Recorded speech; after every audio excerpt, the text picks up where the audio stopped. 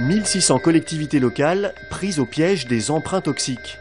Des communes qui voient leur taux d'intérêt exploser, leur remboursement s'envoler, multiplié par 2 ou par 4.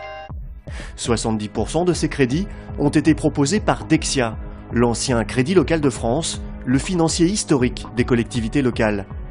Des produits séduisants qui permettaient de réaliser des économies immédiates très importantes. Mais des crédits à taux variable devenus toxiques. À Villiers-le-Bel, les 2 emprunts souscrits n'avaient rien sur le papier d'exotique. Les crédits signés par la ville et la communauté d'agglomération Val-de-France étaient indexés sur le taux de change du franc suisse. Pas de risque apparent pour le président de Val-de-France, qui se souvient très bien de la manière dont lui ont été présentées les choses.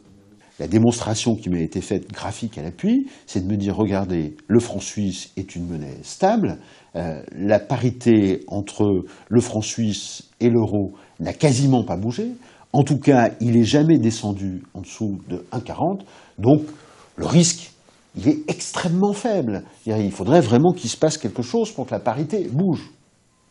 Bon, moi j'appartiens à une génération où le franc suisse a toujours été une monnaie refuge. Donc on ne proposait pas d'appuyer sur une monnaie, comme on dit, exotique, mais sur une monnaie qui me paraissait une monnaie solide, le franc suisse. À Saint-Leu-la-Forêt, Sébastien Meurant a hérité d'une dette de 18 millions d'euros avec 8 millions d'emprunts structurés. Des crédits devenus toxiques. Sa municipalité doit rembourser tous les trimestres 75 000 euros contre 25 000 euros les premières années. Pourtant, le crédit proposé à son prédécesseur n'avait rien de la forme d'un emprunt à taux variable. Donc, ça s'appelle dual taux fixe, c'est le lot numéro 2, dual taux fixe. Si vous proposez une question à quelqu'un qui est un néophyte, si c'est un taux variable, un taux fixe ou un taux structuré, on n'en parle même pas, il va vous répondre évidemment, c'est un dual taux fixe, il doit être fixe. Ben non, il n'est pas fixe. Et surtout, ce qui est marqué, c'est donc sur la plaquette de vente, vous voyez, une opportunité de marché sur la zone suisse sans risque de change.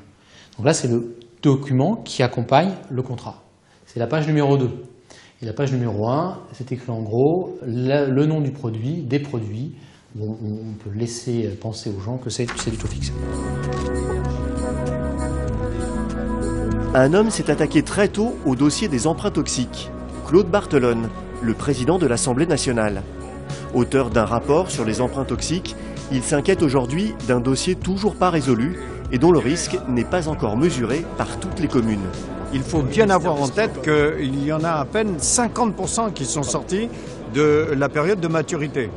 Et c'est quand même pour les collectivités locales un risque à 15 milliards. Un risque à 15 milliards. Lorsque je vois des communes qui, l'année prochaine, ne pourront pas payer leur intérêt, sauf à sabrer 50% de leur budget de fonctionnement, on voit le danger que cela représente. Droite et gauche sont sur la même longueur d'onde sur les emprunts toxiques. Les élus de l'Association des maires de France sont unanimes. Il y a urgence à trouver une solution. C'est une bombe à retardement parce qu'elles ne se sont pas toujours rendues compte du risque qu'elles prenaient. Aujourd'hui, ce risque apparaît.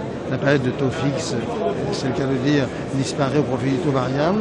Donc c'est vrai qu'aujourd'hui apparaissent pour beaucoup les problèmes qui n'avaient pas été forcément émergents au tout début.